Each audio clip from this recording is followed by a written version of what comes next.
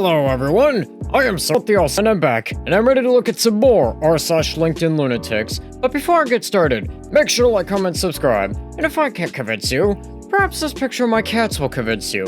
And random fact about my cat society is that part of the initiation to become a retail worker there is to bring the severed head of a really jerk customer. And also, before I get started, don't forget to check out my other channel, Surrandalot Reviews, where I post all my gaming, movie, and show reviews. Without further ado, let's get into this. So his first post here says, "Don't mess with Ken." And this person here says, "I pretend to steal my friend's 6-year-old son's nose.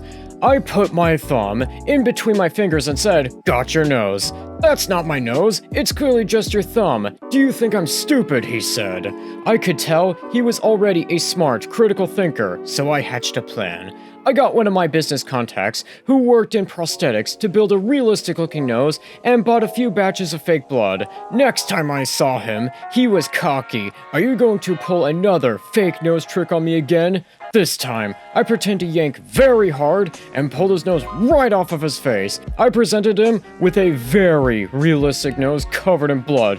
He began screaming and crying. His parents came rushing in, asking, "What the heck did I do?" What I did was, I taught this kid an incredibly important lesson. Child or not, no one ever gets the upper hand on Ken. Okay, this is getting a me approved out of 50, cause we need more people like Ken here.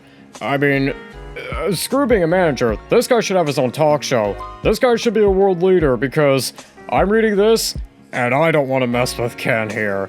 I mean, as extreme as the solution is, I would say the kid is learning not to mess with him, and I'm learning not to mess with him. And this next post here says, "Yep."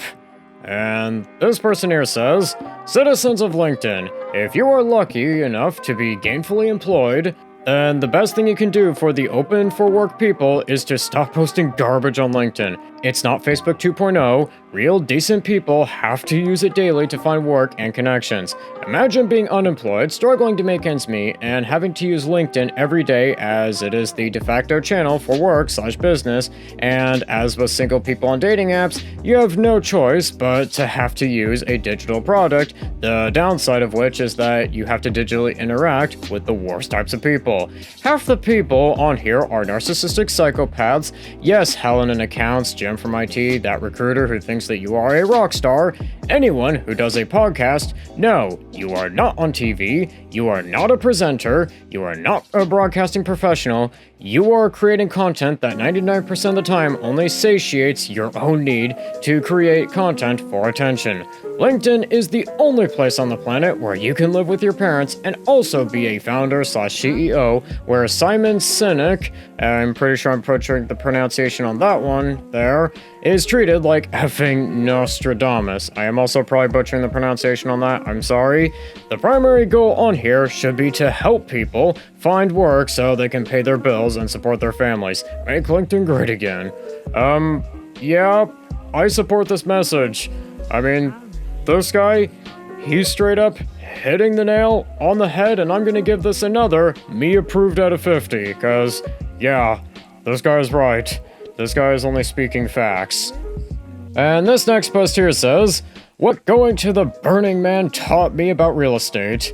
And this person here says, "I just got back from my annual pilgrimage to Burning Man. What an incredible real estate case study. Every year, I'm amazed at what Burning Man can teach us about real estate and community building. Imagine this, a fully functioning city for 70,000 people is built and dismantled in a matter of days."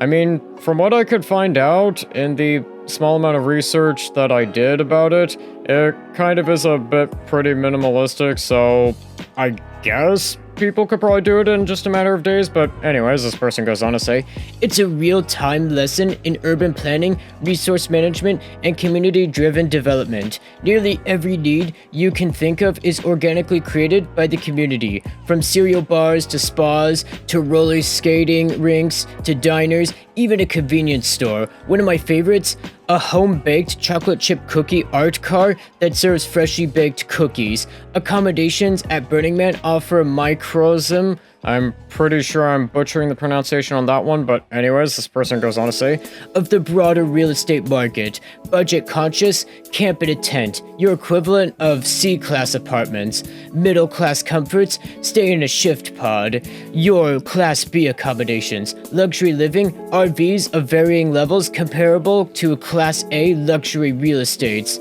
I mean, I guess you can learn lessons from some of the strangest sources, and I'm gonna probably give this a question mark out of 50.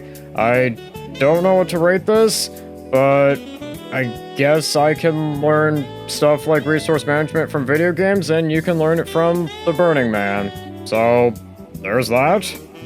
And this next post here says, it's never too late, unless you're over 25.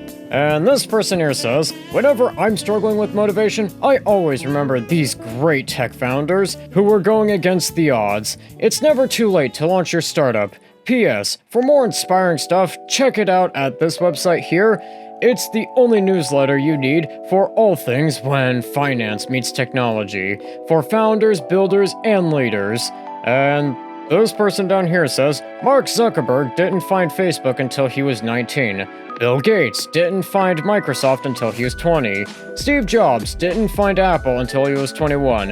The Collison brothers didn't find Stripe until they were 20 and 22. Okay.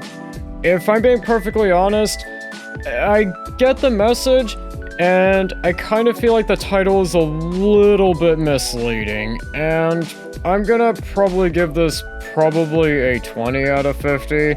I mean, I agree with the message, just the title kind of is a bit misleading if you ask me.